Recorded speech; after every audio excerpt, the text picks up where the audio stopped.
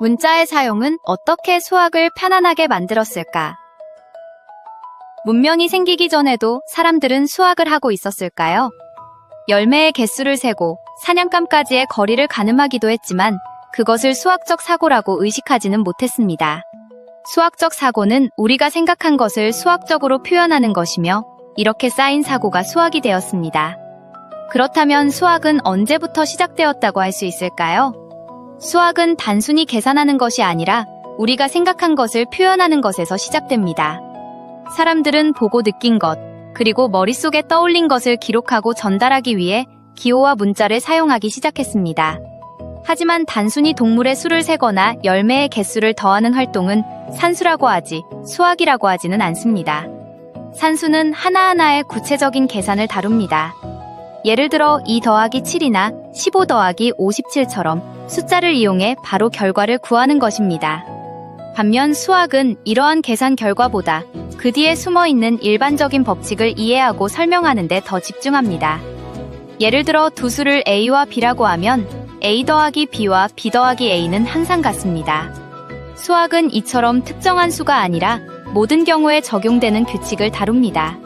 그리고 이 차이를 만들어낸 결정적인 요소가 바로 문자의 사용입니다. 문자를 사용하면 하나의 법칙을 다양한 상황에 적용할 수 있습니다. 다시 말해, 문자에 어떤 값을 대입하느냐에 따라 하나의 식이 여러 현상을 설명하는 것이 가능해집니다. 예를 들어 y는 ax라는 식을 생각해 볼 수 있습니다. 이때 a는 일정하게 정해진 값이고 x에 따라 y의 값이 달라집니다. 만약 a가 속도를 나타내고 x가 시간을 의미한다면 y는 이동거리가 되고 반대로 a가 질량이고 x가 가속도라면 y는 물체에 작용하는 힘이 됩니다. 같은 식이지만 무엇을 대입하느냐에 따라 다양한 현상을 설명할 수 있습니다.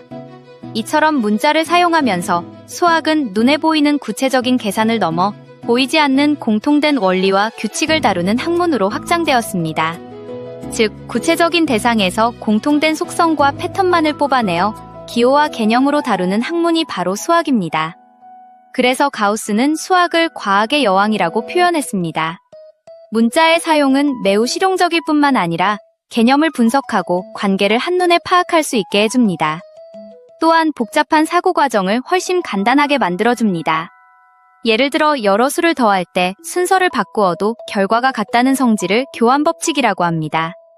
만약 이 법칙을 알지 못했다면 우리는 항상 앞에서부터 차례대로 계산해야 했고 순서를 바꾼 결과가 맞는지도 다시 확인해야 했을 것입니다. 하지만 문자로 표현된 법칙을 알고 나면 이러한 과정을 훨씬 간단하게 처리할 수 있습니다.